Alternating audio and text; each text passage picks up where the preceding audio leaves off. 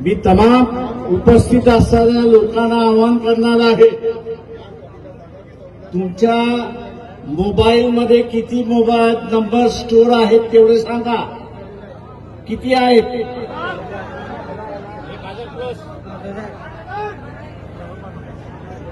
जेवढे number store आहेत त्यांना आज जे तुम्ही रेकॉर्डिंग केलं असेल ते त्यांना फॉरवर्ड करा.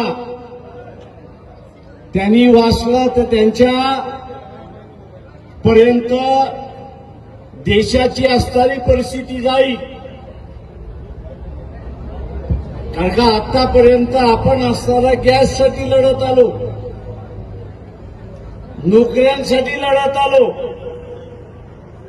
रस्त्यासाठी लढत आलो, घरासाठी लढत आलो आणि लोक आता म्हणतात आहेत की हा एसटी कोण आहे की ज्याच्यासाठी तुम्ही लढताय.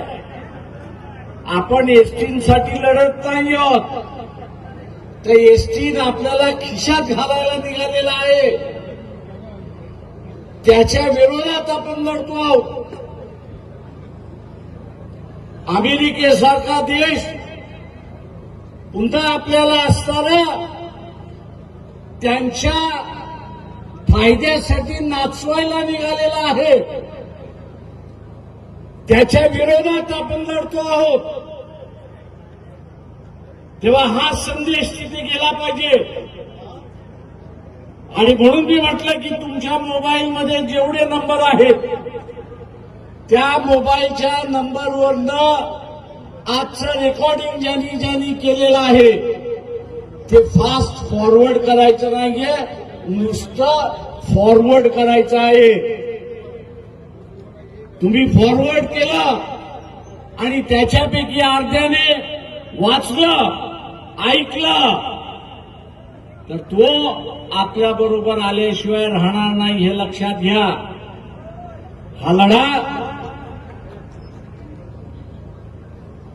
हर्षवर्धन सपकाळ यांनी सांगितल्याप्रमाणे आपल्याला जिल्ह्यापर्यंत घेऊन जायचं आहे.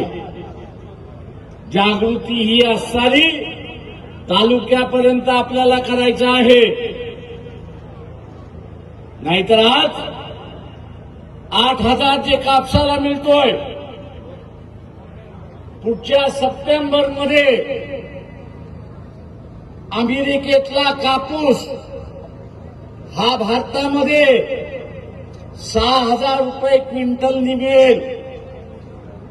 तुमच्या कापसाला कोण विचारणार? शेतकऱ्यांच्या कापसाला कोण विचारणार? आणि म्हणून ही जागृती करणं अत्यंत महत्वाचं आहे. जसं कापसाचं होणार, जसं बँकेचं होणार, तसं कारखान्यांचं होणार. आणि आता जो कामाला